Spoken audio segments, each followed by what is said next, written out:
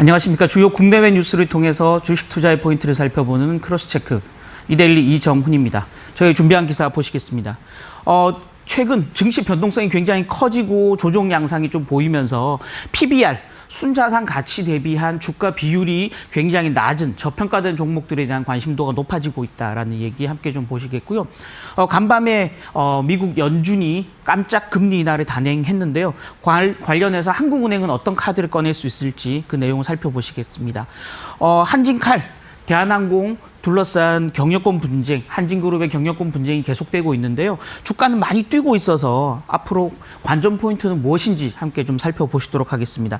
기사 본문 보실 텐데요. PBR입니다. PBR은 여기서 P는 프라이스, 주가를 얘기하는 거고요. 여기 B는 북, 그러니까 장부 가격이죠. 그래서 회사가 가지고 있는 순자산을 얘기합니다. 그래서 회사가 가지고 있는 순자산, 전체 자산 대비해서 주가 수준을 비율로 나타내. 이 R은 ratio라고 하는 비율인데요. 그래서 순자산 대비 주가 비율. 그래서 회사가 가지고 있는 자산을 주가 한 주당 주식 가격이 얼마나 반영해주고 있는지를 나타낸 비율이 PBR이라고 하는데요. 이 말은 회사가 가진 그 자산 가치 대비해서 주가가 어느 정도 고평가되어 있느냐, 저평가되어 있느냐를 나타내주는 비율이다라는 겁니다. 따라서 우리는 1배, 자산 가치를 그대로 주가에 똑같이 동일하게 반영하는 이 1배를 기준으로 해서 1배보다도 낮은 상황을 우리는 저평가되어 있다. 자산 가치 대비해서 주가가 저평가되어 있다고 얘기하는데요.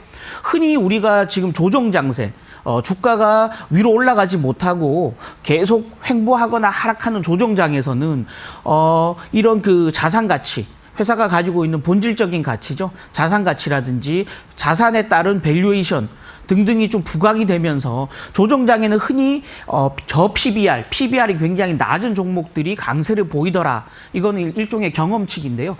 이에 따라서 주가가 좀 지지부진하거나 위로 올라가지 못할 때는 우리는 흔히 PBR이 굉장히 낮은 종목군들, 저평가되어 있는 종목군들에 관심을 가지게 되는데요. 실제 여기 지금 기사에서도 굉장히 저평가되어 있는 자산 가치 대비해서 저평가되어 있는 종목군들에 대해서 좀 주식 투자에 관심을 가질만 하다라는 포인트로 기사를 좀 만들었다라고 볼 수 있을 것 같습니다. 여기 부제목이 한번 보시면 지금 이제 코스피 184개 종목 가운데 124개 종목이 지금 PBR이 1배에 못 미치고 있다는 겁니다. 전체적으로 코스피 시장 전체적으로 기업들이, 상장사들이 가지고 있는 자산 가치에 비해서 주가가 굉장히 낮다라는 겁니다.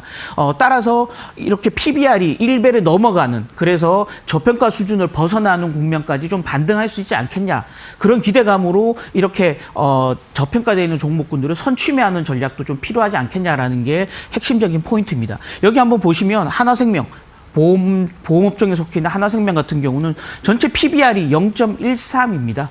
지금 자산 가치 대비해서 주가가 10분의 1에도 못 미치고 있다라는 그 상황을 보여주는 거고요. 여기 나와 있는 대부분 종목군들이 PBR이 지금 0.1에서 0.2배에 불과한 상황이다라는 겁니다.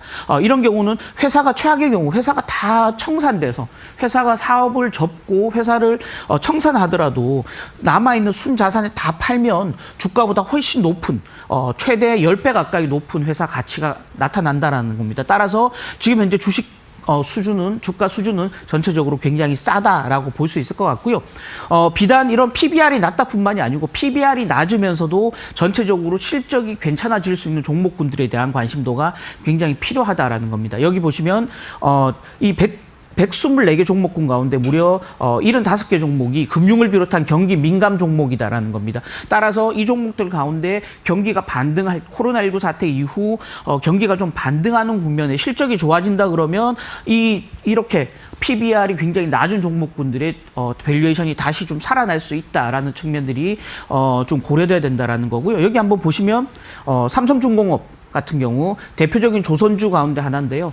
최근 들어서 여전히 LNG 선 수주가 늘어나고 있다라는 뉴스 많이 보셨겠지만 실적이 양호한 수준입니다. 따라서 PBR이 굉장히 낮은 상황이다 보니까 삼성중공업 같은 경우 PBR이 뭐 0.4배, 5배에 불과하다 보니까 실적 대비한 저평가 매력도가 굉장히 높다라고 보여지는 거고요. 어제도 이 코너에 말씀드렸지만 자동차주 향후 실적이 괜찮을 거라고 제가 어제도 말씀드렸지만 시장 컨센서스 자체는 현대차 같은 경우는 올해 영업이익이 전체 한 25% 늘어날 걸로 예상이 되고 있는 상황이고요. S&T 모티브 같은 경우는 자동차 부품주로서 자동차 업종의 후방 산업으로서 굉장히 실적 비저빌리티가 좋다라는 점에서 보면 실적 전망이 괜찮은 자동차 관련주들의 PBR이 낮은 종목군들에 대한 관심도가 좀 필요한 시점이다라는 거고요. 그런 종목군들에 대한 관심도가 조금씩 나타날 시점이 됐다라고 보여지는 상황입니다. 개별 종목뿐만이 아니고요. 방금 말씀드렸지만 코스피 시장 전체적으로도 PBR이 지금 현재 0.78배 정도에 불과한 상황입니다. 따라서 굉장히 지금 현재 지금은 어제는 이제 주가가 올라서 조금 코스피 지수가 올라갔지만 1950에서 한 2000선 PBR이 한 0.78배에 불과한 수준에서는 조금 마음 편하게 주식을 좀 저가에 매수할 수 있는 국면이 되지 않겠냐라는 거고요. 주가가 이렇게 좀 지지부진할 때 PBR을 보면서 주식 투자의 포인트 또 어떤 그 모멘텀을 찾을 필요가 있겠다라는 말씀드리고요. 특히나 지금 전통적으로 PBR이 굉장히 낮게 형성되는 종목군들, 금융주라든지 유틸리티 관련 종목군들도 실적이 좀 괜찮아지는 종목 중심으로는 비중을 조금씩 늘려가는 전략도 좀 필요하지 않겠냐라는 말씀 추가로 드리도록 하겠습니다. 다음 뉴스 보실 텐데요.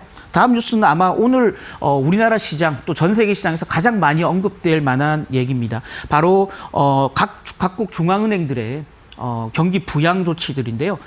지금 일단은 몇 가지 그 시그널들이 나왔습니다. IMF, 월드뱅크 이 두 국제 기구들이 이 코로나 사태로 인해서 글로벌 경기가 침체로 가는 국면을 막기 위해서 긴급 대출을 준비하겠다라고 얘기했고요.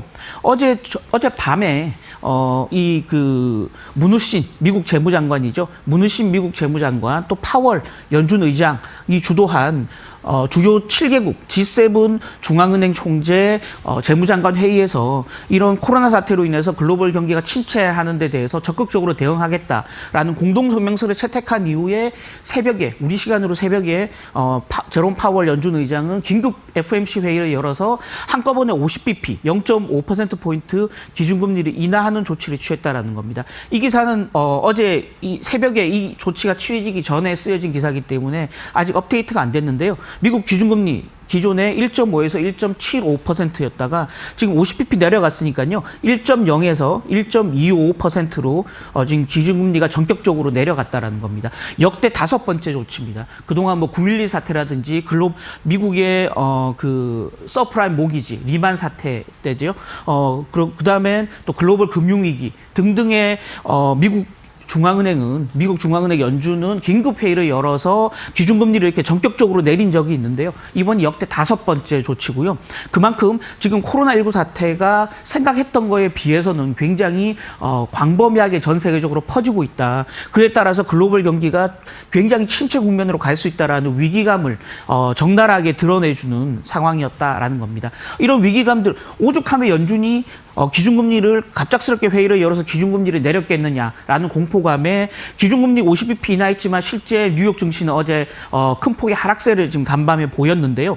그만큼 지금 상황 자체가 녹록지 않다라는 반증으로 보여진다라는 겁니다. 그뿐만이 아니고 어제 한국 시간으로 어제 오후에 호주 같은 경우 호주는 중국으로부터의 경제 의존도가 굉장히 높은 나라거든요.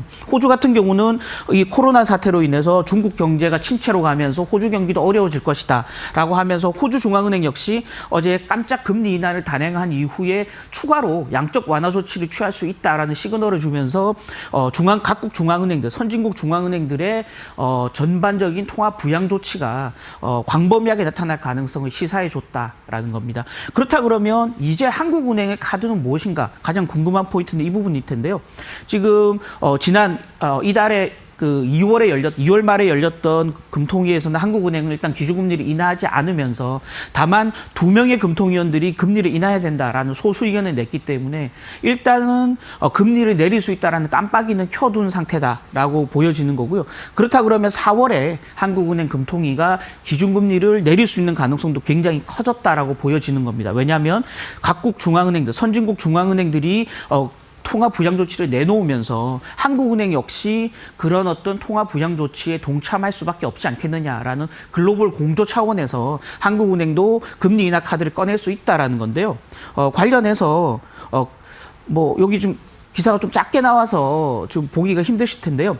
금리 인하보다 오히려 양적 완화를 택할 수도 있다라는 전문가들의 의견도 나오고 있는 상태입니다. 양적 완화라는 말은 시장에 풀려 있는 국채라든지 채권들을 매입하는 조치가 바로 양적 완화인데요. 채권을 매입하면서 중앙은행 돈을 시중에 풀어주는, 그래서 시중 유동성을 높이는 조치가 바로 양적 완화 조치인데요. 왜냐하면 지금 우리나라 정부가 지금 11조 7천억 원에 이르는 추가 경정 예산을 편성하기로 했다라는 소식 어제 뉴스를 통해서 보셨을 텐데요.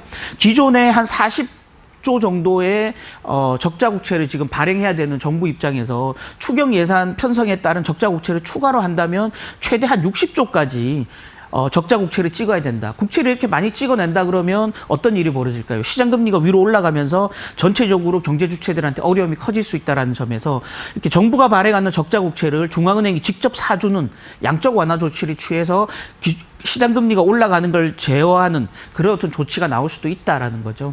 물론 한국은행은 기준금리를 직접 인하할 수도 있고요. 또는 기준금리 인하 대신에 시장 금리가 올라가는 걸 막기 위해서 이런 국채를 직접 매입해주는 양적 완화 조치도 취할 수 있겠다라는 거고요.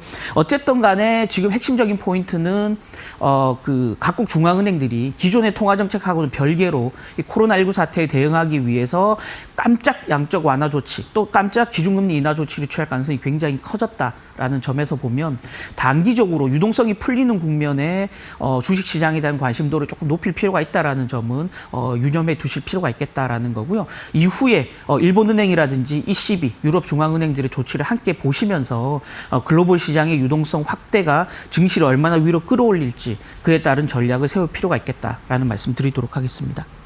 마지막 뉴스 간단하게 좀 보실 텐데요. 마지막 뉴스는 이 코너를 통해서 한 2번 정도 소개해드렸던 금호그룹, 한진그룹의 지분 경쟁에 대한 얘기인데요. 여기 조번태 지금 현재 한진그룹 회장이죠.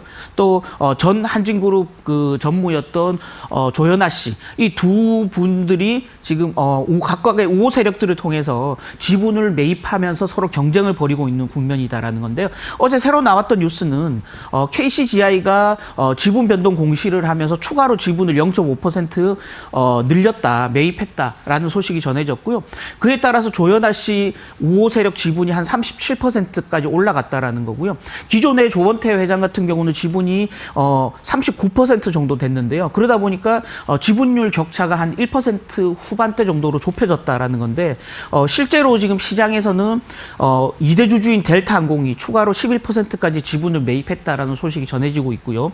카카오 같은 경우도 기존의 1%에서 2%로 지분율을 올렸다라는 소식이 전해지고 있는 상황입니다. 물론 아직까지는 지분 변동 공시를 하지 않았기 때문에 확인되지는 않았는데요. 이럴 경우에 지금 현재 39%인 조원태 씨 우호 지분이 최대 42%까지 올라갈 수도 있다. 그럼에도 불구하고 양측 간의 지분 경쟁은 이달 말에 있을 정기주총 또 그 이후 4월에 있을 임시주총까지 계속적으로 지분 경쟁이 벌어질 가능성이 있다라는 점에서 한진칼 주가는 위로 계속 올라갈 가능성이 굉장히 커졌다라는 거죠. 어제 한진칼 주가가 20% 폭등하는 양상을 보였는데 특히나 이 기사에서는 품절주 얘기까지 했는데요. 이렇게 지분 경쟁, 양측이 계속 시장에서 지분을 매입하는 상황을 보일 경우에 한진칼 유동 지분이 전체적으로 10% 미만까지 빠지면 주식을 살래도 살 수 없는 상황이 벌어질 수 있다. 따라서 한진칼 전체적으로 주가는 위로 더 치솟을 수 있다라는 게 이 기사의 핵심적인 부분이고요. 유통 주식이 이렇게 계속 줄어들면 줄어들수록 위로 주가가 올라가는 상황이 벌어질 수 있다라는 거고요. 다만 양날의 칼인데요. 이렇게 유동 주식이 줄어들면서 주가가 올라가는 부분들은 상황에 따라서는 주가가 한꺼번에 폭락할 때도 주가 하락을 제어하기가 굉장히 어려워질 수 있다는 점 유념하셔야 될 것 같고요. 따라서 이런 유동 주식 수 감소에 따른 한진칼 주가 급등에 대해서는 주가가 언제든 급락으로 전환할 수 있다는 점 감안하셔서 좀 신중한 투자 전략을 세울 필요 있다라는 말씀 드리도록 하겠습니다. 저희가 준비한 기사는 여기까지고요. 조금 전에 말씀드렸듯이 연준이 50bp 기준금리를 깜짝 인하하는 조치를 취했습니다. 역대 5번째인데요. 과거에 그 글로벌 금융위기 직후에 연준이 50bp 금리를 인하했지만 시장은 계속 하락하고 넉 달쯤 후에 연준이 양적 완화 조치를 취했던 그런 상황이 있었습니다. 연준이 깜짝 기준금리를 인하한다고 해서 항상 시장은 반등하지 않았다라는 점 유념하셔서 코로나19 사태의 추이를 잘 보시면서 투자 전략을 세울 필요 있다라는 말씀 끝으로 드리도록 하겠습니다. 지금까지 이정훈이었습니다.